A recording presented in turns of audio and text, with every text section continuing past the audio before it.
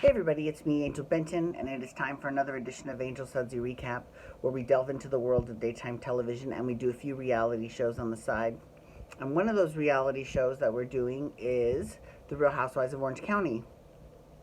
But before we get into the ladies of the RHOC, I have to say, first of all, it's a little bit chilly out, so it's officially that time of year where I have now busted out the snug. It's not a snuggie; it's a forever lazy, and you'll be seeing this now on almost all my videos because it's cold. Okay, all right. And I know that you're thinking, okay, it's like 60 degrees, which is like nowhere near cold, but I really don't care because that's why, I mean, hello, it was 120 here in Vegas. So when you cut that in half, I'm going to feel it. I'm sorry. And yes, this summer was a little bit hot. I mean, it was really fucking hot this summer, but whatever, it's fine. Okay, moving on. All right, so let's talk about the Housewives of Orange County. Okay, so here's the thing. This past season, because we've kind of gotten to like a little bit past halfway in the season, so we have most of the season left. So, because this is the first recap that I'm doing on the show, so I'm gonna do this season this far, right? So every episode of this season. So here's the thing. Here's how it went down. Here's the scoop.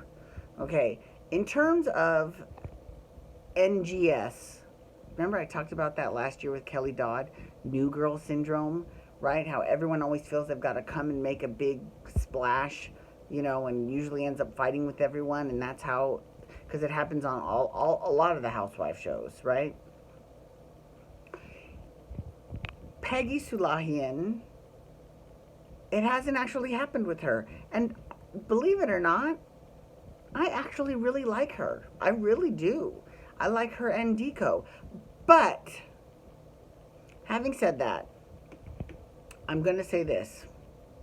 If I was even in talks to join a show that was already on the air, you can best believe I would be watching every single old episode that had already aired, because when you don't do that, shit like this happens. For example, so one of the big issues surrounding Peggy is that she is going through breast cancer, or they tested her for the BRCA gene. She didn't have it, but they did the MRI anyways, and they said they wanted to do a biopsy. They did the biopsy. They found, and in the biopsy, no, they did a double mastectomy.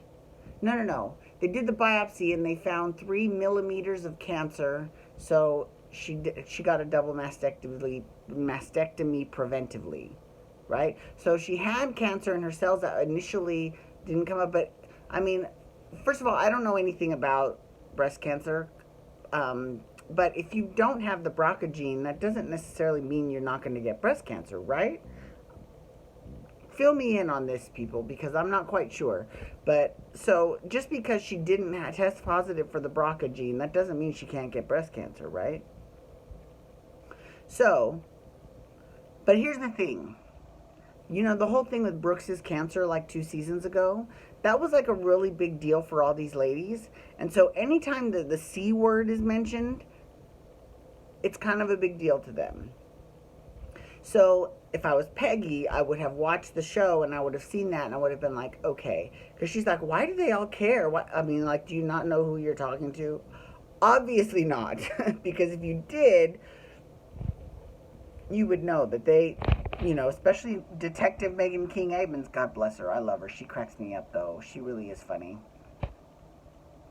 They're going to want to find out and get to the bottom of the story, which is, and I respect Peggy's decision to keep a lot of stuff keep it private or whatever, but that's really not going to fly with these ladies, right? If you have stuff that you want to keep private, don't mention it on camera and don't ever mention it to the ladies. The problem is that if they only get part of the story, they will do their best to investigate and find out the whole story. And in all fairness to the ladies, wouldn't you be that way too if you had been lied to, like they were lied to about from Brooks, right? Just saying. Okay, so Kelly Dodd, God, Kelly Dodd. aka Mophead's twin. She really does look a lot like Mophead from Dancing for Relevancy. She really does. It's really crazy. Okay, anyways, here's the thing. Kelly Dodd, and Megan actually said this the best, because she's like, Kelly is the type of person, when she gets hurt, she says the most mean and hateful things she can say to hurt you back, right? So, for example, when they were at Drag King Bingo, she said, she told Megan she was a bad mom, right? She basically kind of said the same thing to Tamara last year when they were in Ireland, right? I need to keep saying right. I always say that at the end of every sentence, right? Okay. All right. So, there has been some forward growth with Kelly, but I just feel like she's constantly suspicious all the time, and that's not a good place to be in, because then she starts creating things in her mind, that have happened that haven't actually happened. But, for example, here's an example. She thought that Shannon was recording her on her phone. And Shannon's like, I don't know. I'm the most low-tech person you will ever meet. I don't know how. Now, I am going to call bullshit on that a little bit, because I don't think that Shannon was recording Kelly, but I definitely don't think she is as low-tech as she claims to be. Because who did her mother go to ask her for help about the internet? And who gave her flawless help? Shannon. I'm just saying. While I definitely don't think that Kelly had any reason to think that she was recording her, I think that she was kind of being a little melodramatic with the I'm so low-tech. Okay, that brings me to Lydia. Oh, Lydia, the encyclopedia. Lydia, the tattooed lady. Actually, she's not tattooed, but that's an old song by the Marx Brothers. If you don't know who they are, they're probably before your time, but they were before my time too, to be honest with you. I only know that song because of Dr. Demento. Shout out to Dr. Demento. Okay, so Lydia is... So, on Lydia's first season, which was like 2 seasons ago or 3 seasons ago... No, God, it was more than that. It was a few years ago. God, I've been watching these shows for a long time. I was just looking up Dancing for Relevancy, and I was like, I have steadily watched this show for like the past 13 seasons, and I'm going... Jesus Christ, that's fucking a long time. That's at least 7 years. I'm like, okay, damn. So, anyways, and I've been watching Orange County Housewives since it started 12 years ago. Oh my God. 12, okay.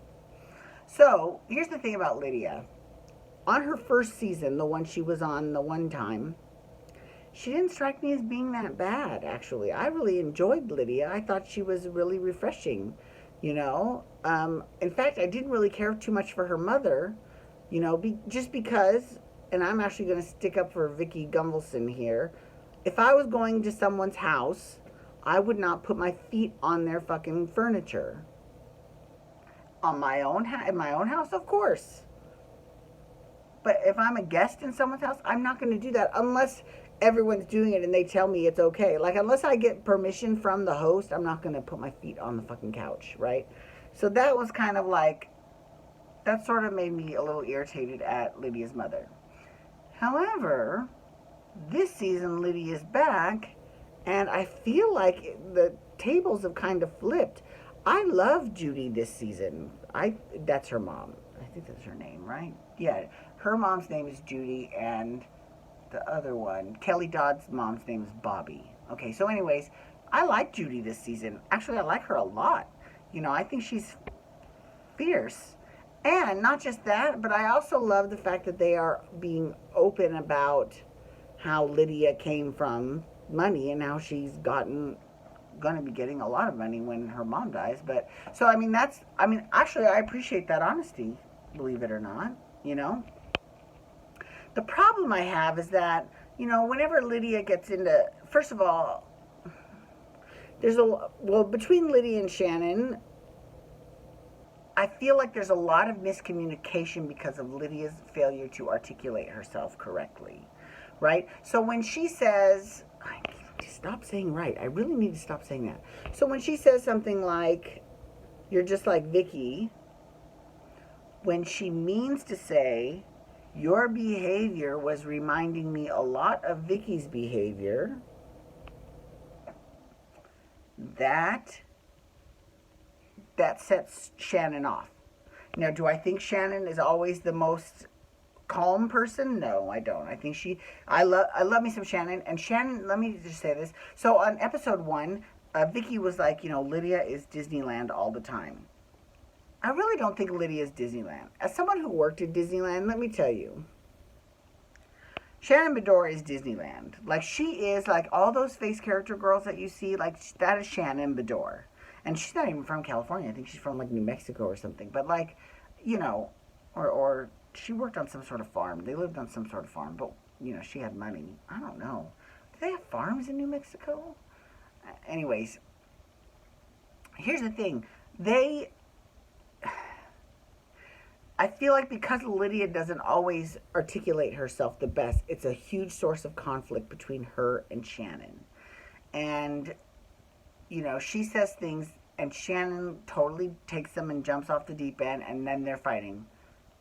And it's really frustrating. As a viewer, it's very frustrating, And then her whole thing, I feel like, it's weird because she had the sex talk on camera with her kids, which is a little weird.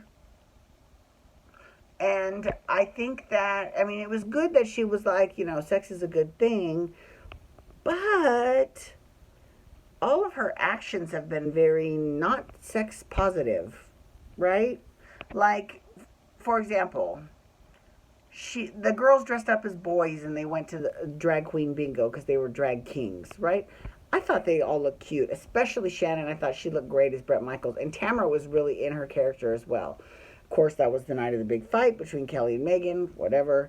But I think that Lydia was like, I felt uncomfortable. And then they pulled Shannon on stage and they spanked her ass because Shannon called a false bingo that Lydia had said was a bingo and it wasn't. So I feel like if she didn't like Shannon getting spanked, she should have said something. Like, she should have been like, oh, no, don't do that. She didn't, you know what I'm saying? Like, she didn't speak up, so you don't really get the right to bitch. Right? So she's like, and then, yeah, so I'm sort of over Lydia this season so far. Things might change, and then Vicky and Tamara are still fighting, Anyways, thank you so much for logging on today. I do appreciate it. Please feel free to follow me on Twitter, Instagram, and Snapchat at Angel Benton. You can hashtag RHOC or Real Housewife Shit to talk about the Real Housewives of Orange County. Or you can also hashtag Bold and Beautiful, because I'm talking about the Bold and Beautiful tomorrow. And you can also hit that subscribe button on my YouTube channel because, I'm sorry, I got a belch right here and it's not going to come out. And it's really like painful. Anyways, it's a bubble. I got a bubble. Thank you so much for logging on. And you can hit that subscribe button on my YouTube channel to get my YouTube videos sent to your email inbox every single day. Thank you for logging on today. Have a great night. Peace out. Wubba, wubba, wubba.